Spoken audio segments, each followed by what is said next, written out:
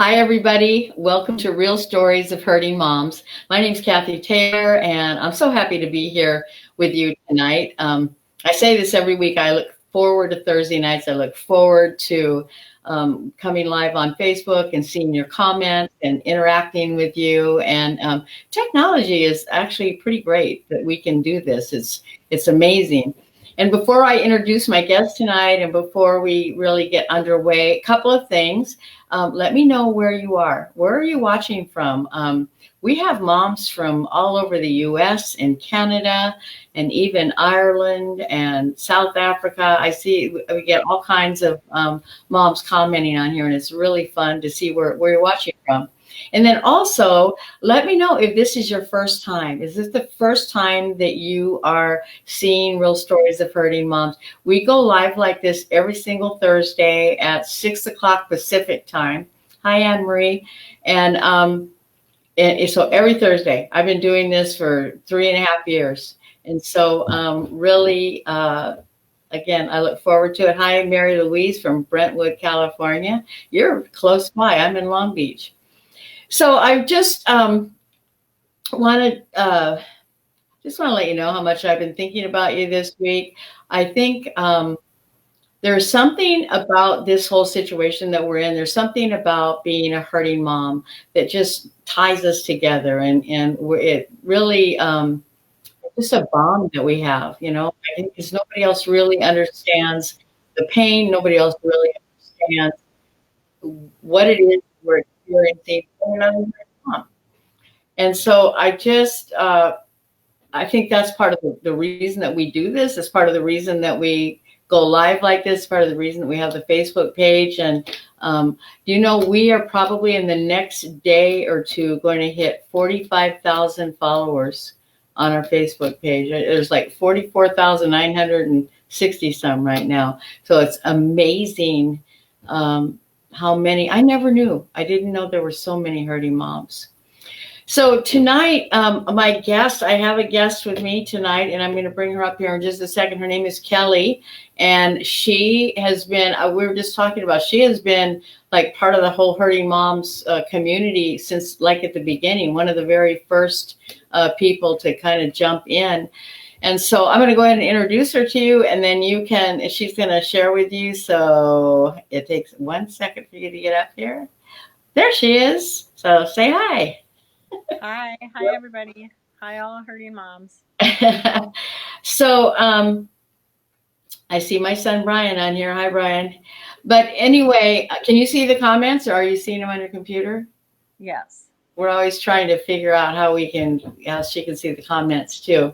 I see Teresa from Alabama, and there's Jean Kittle from New York. Whenever I do this, when I call out people's names, my husband says it's like, who is that clown or whatever that, NIC romper room, where she had the mat there where she could see the kids at home. But anyway, Kelly has been a leader. She's led online. She's led live groups, local groups. She has a whole story. And so Kelly would like to turn it over to you and have you share a little bit about your story and also just about the groups, what you've gotten out of it and what you've seen. And moms that are watching, every time, and I'm going to talk more about it throughout this night, get into a group. If you haven't been in a group, we just put up 7 new online groups that are coming up in April and March and April. So we have groups almost every day of the week, different times of the day. Kelly's going to be one of the leaders. What day are you leading? Wednesday. On a Wednesday. I think it starts March 25th. Yeah, March 25th. And so, in fact, somebody signed up for yours a little while ago. I'm going to send them to you. But so, Kelly, just share with us. Let us hear from you. Okay. Well, I'm really happy to be here. I'm glad you asked me to share, Kathy. This group has always been very important in my life with my son's addiction. I can't remember exactly when I came upon this group. I know it's been years now. But there was some Facebook post, and you said something about, I don't know if it was getting through addiction or what it was. And I was new in my walk with addiction with my son, but I commented on there about trusting God and giving it to God because He's in control, and you said you should lead a group. And Oh, I I was, do remember that. yeah, and so I laughed at that, and I was like, "What are what are you talking about?" And seriously, it changed my life. Um, I decided to lead a group. I was very nervous about it, but those ladies from that first group are still just dear to me. Every so often, we're reaching out to each other. We have never met in person, and I can't wait for the day I get to meet Mm. any of them, even if it's one. I will be very excited because they have meant a lot in my life. And so if you are out there and you have not joined a group yet, I just really encourage you to really think about it, to lead a group. Leading a group it really is amazing, and you have a book that helps you. That's truly why I did it, because if I didn't have that book, I don't think I could have done it. So I Leader guide. really appreciate it. Yeah, Yes, there's a yes. leader guide that goes along with it, and it tells you as the leader what to do every step of the way. Angie is on here. She said she was in your first group. Oh, hey, Angie. Sorry, I'm trying to look this way, so I'm not looking that way. That's awesome. That's awesome. Oh gosh, this is so cool. Yeah. It is. So, I just, one of the things, I've learned, my son, has been an addict for about 9 years now, and he's currently doing well, and he went back to Teen Challenge. He was there many years ago, 6 years ago, and now he went back last year, and he's been clean for 14 months now, and he's not planning on coming home anytime soon. And I just really appreciate Teen Challenge. They have a really high success rate, and he knows this time that he can't just leave there and go back into the world, because he was, the first time he wasn't even addicted to meth, and now he was addicted to meth, so he knows that it's a while. But I always did early on in his addiction. I tried to, I tried to control. I didn't know it was control. I just tried so hard to do what I thought was right to keep him safe, and I was really just trying to control him. Sometimes in the beginning I was the enabler, and I Yeah. didn't really realize it, but once I learned more about enabling, I really try to recognize that when I'm enabling, and I really try to recognize when I'm trying to control. And then when I see that because I still do it, especially now, well, you'll hear my story about a baby, but I still try to control, and I have to step back and say, am I trying to control this? When it comes to the baby's safety, I do have to tell him that, I am the one taking care of her. So, you do need to listen to me for this. So but I really want to talk about trusting God and giving up that control, giving that control back to God. He has completely been through this whole thing with me.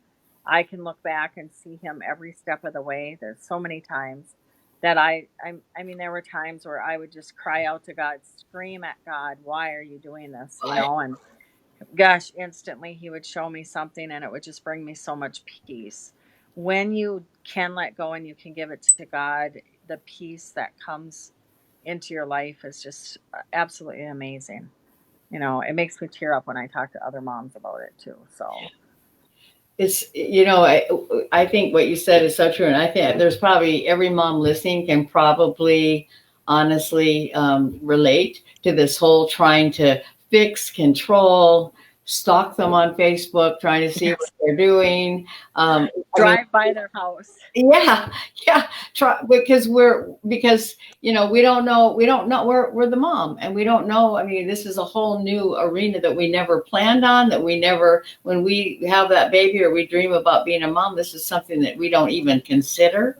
And now this whole thing is happening, and um, we've always been the one to take care of everything. We've always been the one to fix them, and we've always been the one. And now they're at a place where in this that we can't control them, and we keep trying. And what happens is we lose ourselves. We lose our own lives. We lose sight of what God has for us by doing that. And so it's one thing to just say, well, we just need to let go and let God. It's one thing to do that, but I think the part of the thing in our groups is you need tools, right, to be able to do that. Yeah.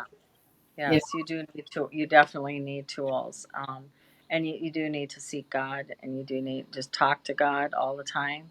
I can tell, like, even now, right now, when I'm really busy with raising my granddaughter, I sometimes forget to spend time with God in the morning and talk to God and thank God for everything He's done. And literally, my whole day, I can tell. I can tell you the days that I did not spend time with God, and it's just so important to do that. Even if it's like in the car on the way somewhere, it makes it's a so difference. very. Yes, yeah, it really So does. what transpired? What kind of things did you do? What steps did you take to be able to really get to that point where you can say, you know what, I've surrendered my child. I've been able to let go of trying to fix or control him. I mean, I know it's probably you're still work. I mean, I'm still working on it with Yeah, my kids, but I yeah, mean, where you get to that point where you actually start having joy again in your life, where you oh actually yeah, start having peace. You yeah. don't wake up anxious. You're able to sleep. What were some of the things that you had to do or tools that you used to get to that point? Well, I think one of the big ones for me, and this, don't take offense to this because it might not be for anyone else, but mine was getting him out of my house many years ago. Mhm. When he left Teen Challenge the first time, and he had been clean for over a year, and he went back to drugs in about 2 weeks' time when I thought he would never use again. And um, when I found out that was when he started doing meth, I was like, I packed his stuff and I said, "You're out." And he never has come back. And he has worked, he, even through his whole addiction, he would always work. He would, had his own house. He had a dog that he took care of. He always had a car. He would lose his car and then he would work to get another car. But I just would not let him come back home.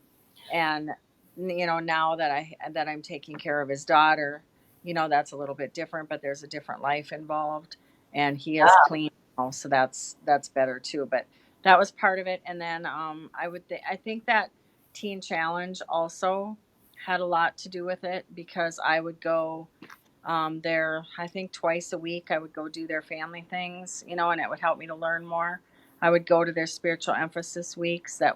One of those completely changed my life. Mm. Um, and just things like that. And I just really kept learning more and more about God, and I seeking God more, which I was raised Catholic. I left the Catholic Church, was so lost for many years, and kind of before Chris's addiction, when my mom died, that brought me back to God, and things just started to change, and it's just a whole different world now when who Jesus is, and you have a relationship with Jesus instead of just going to church and Yeah. never having a relationship with Jesus. I only went because I knew it was a sin not to go.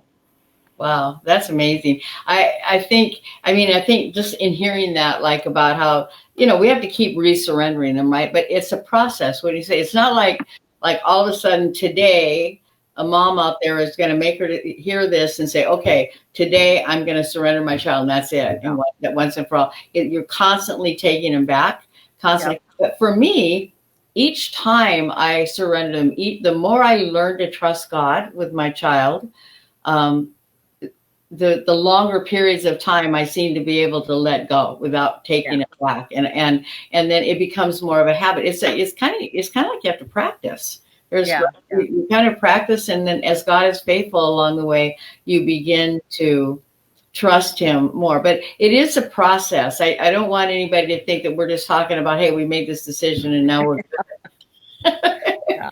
I'm still No, it's been making the decision. I still have to catch myself, yeah, it's been years, and it's always a struggle for me still, but I just know that that's where my peace is going to come from, and my joy doesn't come from Chris being clean. My joy comes from God, and there's so many other things in life besides that. There And always pray for him, things like that. But I can't help him, but I always know God can help him, and God does amazing things.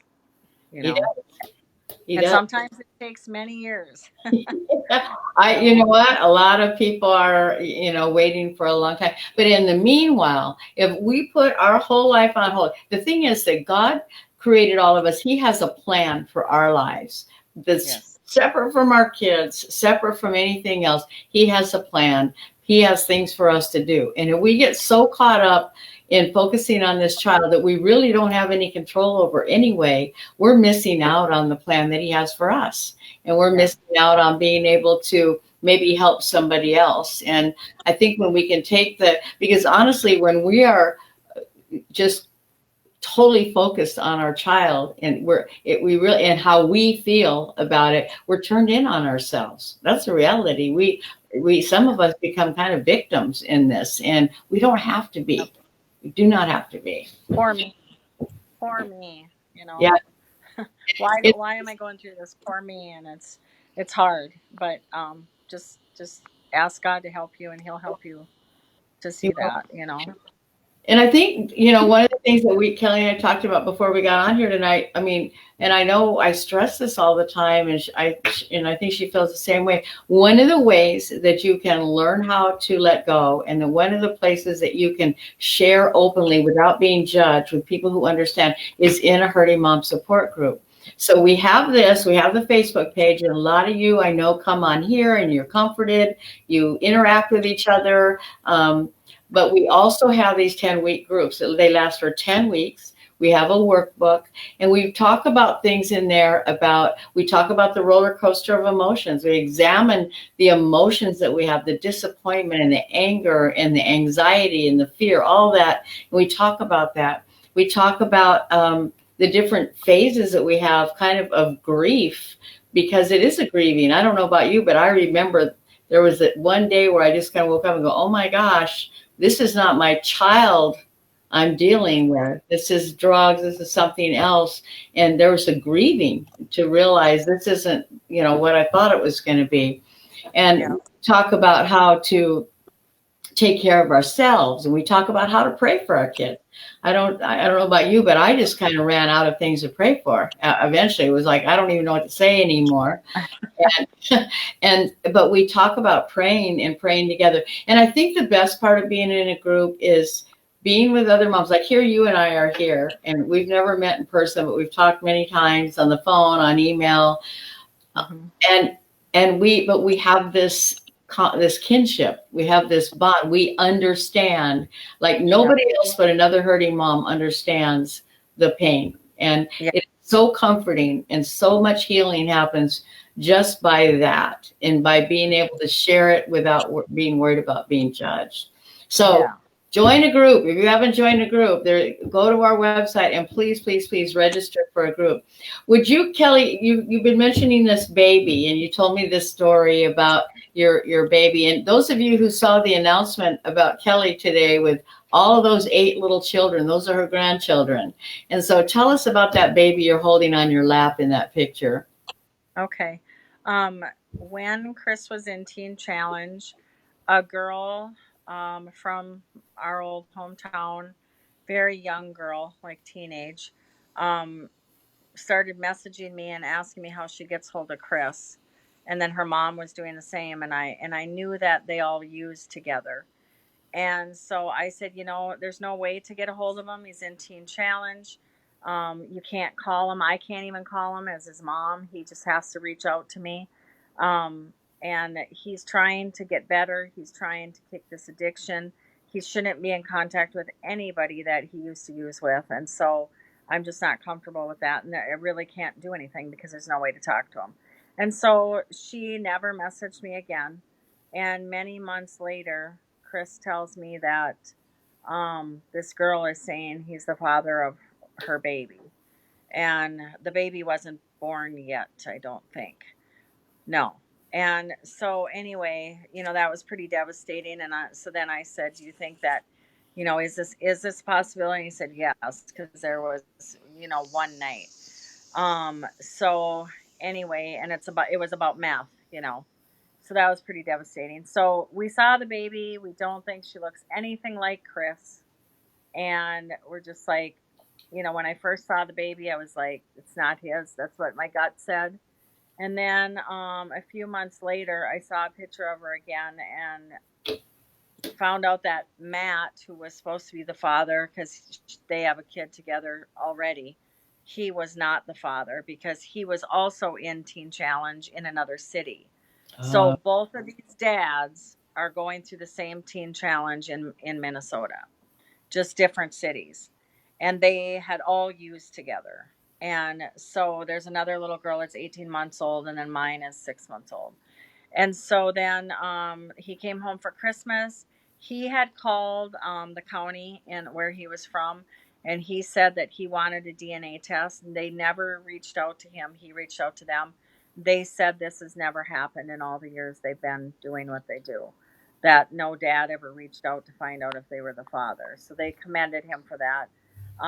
Right after he went back from Christmas, he called me at the beginning of January, and he had gotten the envelope that said he was the father. We went through a little bit of a problem there because Chris, he's my youngest, and he reads me wrong. And because I didn't just throw Joy right out there immediately, I was shocked. But when I had seen a picture of her, I was like, wait a minute, this looks like Chris when he was a baby. So my gut was telling me it was. But he got very mad at me, and we went through a little time there. But long story short, I'm making it long. The mother is still addicted to meth. I think she's been clean for a week now. But when we went to get her the first time in January, the mother was passed out. And mm, the baby, when Chris went in to get her, the baby was face down on the floor, just screaming. mm, And so we took her. Chris got in the car and just started sobbing, and we called the police, and they told us to take her home with us, so we did. And that was a complete new thing because he had to go back to Teen Challenge, so I knew that I was the person that had to take care of her, and so we did that. It was a little struggle in the beginning with me and my husband. This is a shocker to have this 6 month old baby that we never even knew about, well, 5 months at the time, come into your home. Lots of prayer, and he's doing really good now, and he's just most wonderful grandpa to her. But a second time we took her back, and then the mom called right away to have us come and get her. And then the third time I took her back, the mom had passed out on her again, and two other drug addict men handed her out the door to the other grandpa of the other girl in a t-shirt in the middle of winter. And so at that point, we never brought her back. We called the police, and then CPS became involved. And so right now, Chris is staying in Teen Challenge. He has graduated the program, but he's in their Leadership Institute. And so I'm very grateful for that because he does have a lot of anxiety and depression, which, a sure. lot of shame still. But he knows that he needs to stay there, but he comes home every weekend and he just takes care of her. Oh, It's that's amazing what great. God is doing. Yep. And so my husband and I are right now temporary. Don't really know what's going to happen. We don't know anything. We know the mom is refusing to go to outpatient, or inpatient. So I'm not sure if she will get any visits or anything because that was a stipulation.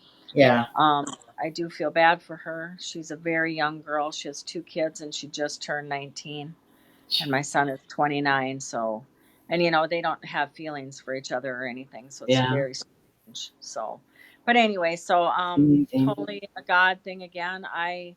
One thing I told Kathy is I used to sit on these pages and I would see posts, and even I do a Facebook page with Kathy's devotional every day, and just on there, the things I see about moms raising their grandchildren, grandmas raising their grandchildren, and I'm like, thank you, God, that my son never had a child.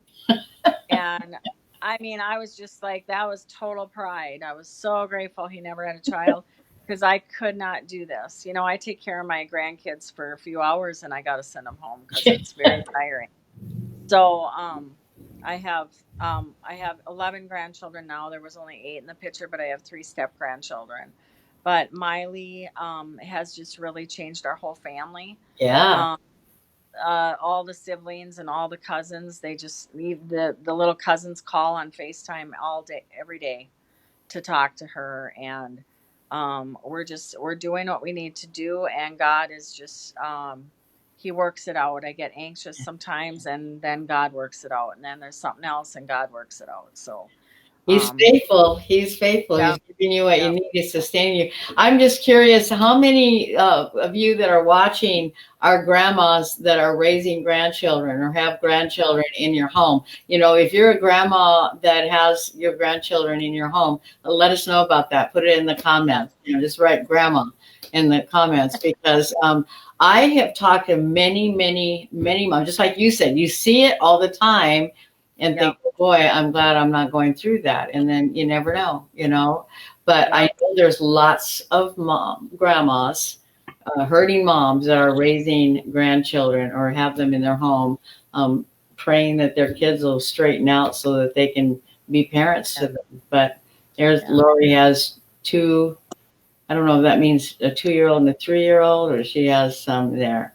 There's another one, Debbie. So yeah, this is, you know, I think part of the thing, and you know, hurting moms, just to clarify, it's not just about moms of addicts, but because of the drug epidemic in this country and in Canada and in the world, really, it seems that the majority of moms do have kids that are addict. Um, I think, you know, but we have moms that are on here we have lots of moms who are estranged from their kids. The kids have just Yeah. turned their backs on them. That's painful. I mean, there's so many painful situations. I'm seeing, are you seeing all these popping up? Yeah. All four, Yeah. there's one raising three, two and one on the way. And then there's Mary Louise. She doesn't get to see her grandkids. That's another thing. I see this all the time. Grandmas that are estranged, the kids just turn their back on the grandma, on the mom, and take the grandchildren away, or use those grandchildren to be able to, you know, to try to get what they want, or not want. Right. Use the grandchildren with the parent. It is so hurtful and so painful. And again, not supposed to be this way. This is not what we thought we were signing up for. But the bottom line is, you know, God is faithful. And when I say that, you know, a lot of moms come into this, they see hurting moms and they join and they say, oh, they think that we're going to tell them how to fix their child. And it's not about that, moms. This is about how you can be okay no matter what your child is doing.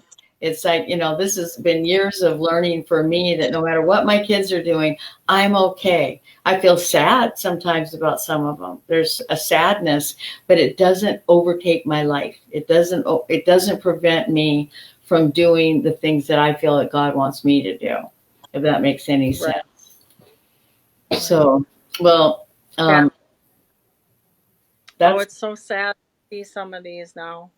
yeah, you're looking at them, the comments, you know, and even being able to comment on here. I mean, I think for some of you, you sense a relief in that, because you know, you're in a safe place. So, this is, I mean, we're in this together. I mean, I think community is so important. I think that God created us to be in community. I don't think that any of us are supposed to go through this alone. But what do we want to do? A lot of times we just want to isolate, right? Because we're ashamed, we're embarrassed, we feel guilty. We don't want anybody to ask us about our kids. Oh my, I can remember just like people start talking about their kids, and I just wanted to slip away before they asked me about mine. And but you know what? We all can relate to that. And that's the thing. We don't know it because we don't talk about it. We don't share it with people, so we don't know we're not alone.